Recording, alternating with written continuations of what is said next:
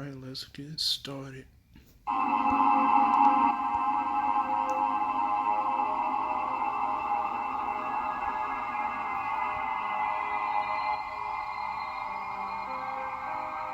It was the beginning of summer. I decided to go to my local amusement park. My town opens the amusement park only during the summertime. Hold up just 1 second. I would usually spend, most of my summers indoors, watching YouTube, playing video games, basically living with my introverted tendencies. Same. I was never the type to be outgoing, but decided to make friends at the fair this year, Same. or at least attempt to. It was around the evening time, and I remember taking the bus alone. I finally arrived and remember seeing how high the rides were. Every time I look at a roller coaster or Ferris wheel, I always think of the movie Final Destination, where freak accidents occur. I'm personally afraid of heights, so I would always avoid going on the tall rides. As the night went on, I played a few carnival games, but would always come out empty-handed. Maybe I just sucked at the monotonous fair games and was better off playing video games at home. At least it's something I'm better at, but decided to test my luck. After all the unsuccessful attempts at winning my prizes, there was one game that caught my attention. It was an old, dusty-looking machine isolated at the end of the park. It looked like one of those fortune-teller machines that you would see in the arcades. The game didn't draw much attention from the people at the fair, so I decided to check it out myself. It was called Psychic Clown. It had a creepy-looking clown inside. Sort of looked a bit too real for my liking, honestly. I also noticed the game cost $1 per try, so I put whatever spare change I had into the slot. I then pressed the go button, and the clown began talking. It said, "Ask me a yes or no question to uncover the truth, and then press the go button." So, I asked the clown, "Will I get a girlfriend by the end of the year?"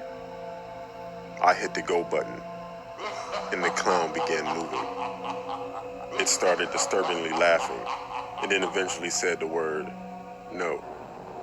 I thought to myself, this can't be accurate. It's just a fair game. But the sad reality was that the clown was probably right. I decided to ask the clown more personal questions this time. I dropped more change in the slot and asked him, "Are my parents divorced?" My parents have been divorced for 10 years now. I pressed go, and the clown began doing its disturbing laugh again, eventually saying the word, yes. At this point, I was really creeped out and contemplated if it was just a fluke, or if this psychic clown game was for real. Nope. I reached for more change and realized that I only had $2 left, which was supposed to be my bus fare. I planned on calling my mom to come pick me up, so I decided to use my last $2 on the psychic clown now. I put the first dollar in and was ready to ask it a question, but the game didn't work this time. I gave it a few light taps and the clown began to laugh again. But this time, it seemed like the clown was malfunctioning. It began laughing uncontrollably and started jerking its body back and forth just vigorously. The movements were so vigorous to the point where the clown started banging his head on the glass, causing it to crack. This caused me to have a fight or flight reaction while others laughed at me. I found the whole ordeal pretty disturbing to say the least. I assumed it was some sort of glitch, so I decided to use my last dollar on one more question. The last question I asked to the clown is, "Will my mom pick me up from the fair tonight?" Again, the clown begins to do its creepy laugh. Then it says the word, "No." The next part of this story is what sends chills down my spine. My mom calls me right after the clown says, "No." I pick up the phone and my mom asks me if I'm on my way home. I ask her if she can pick me up and she says, "Yes, I will." The call abruptly cuts off.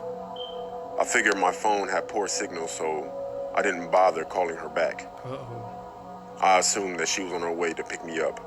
At this point, I realized that the clown's revelation was wrong. My mom was on her way to pick me up.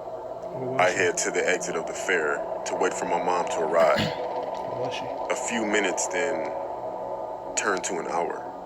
I dialed my mom's number again, and I tried calling her back, but the call went straight to voicemail. I repeat this 10 more times as I leave her a text message saying, "Where are you?" But I didn't get a response. I then called my stepdad. He answered the phone and asked if I'm headed home. I tell him I've been trying to get a hold of my mom for the past 2 hours. I can hear sheer panic in my stepdad's voice as he tells me he will get my cousin to come pick me up instead. An hour later, my cousin finally arrives to pick me up. He had a look of distraught in his face like he had just been through hell. I ask him if he knows where my mom is and why my stepdad didn't come for the ride. What he said next turned my stomach into a million knots. He tells me that he dropped my stepdad off at the hospital because my mom got into a car crash. I panicked and told my cousin to immediately drive to the hospital. Upon arrival, I find out from the doctors that my mom was pronounced dead from her injuries. It's been a year since my mom's passing, and I always contemplate whether I was the reason for her death, calling and texting her while she was driving. My other theory is it might have had something to do with that psychic clown. Maybe.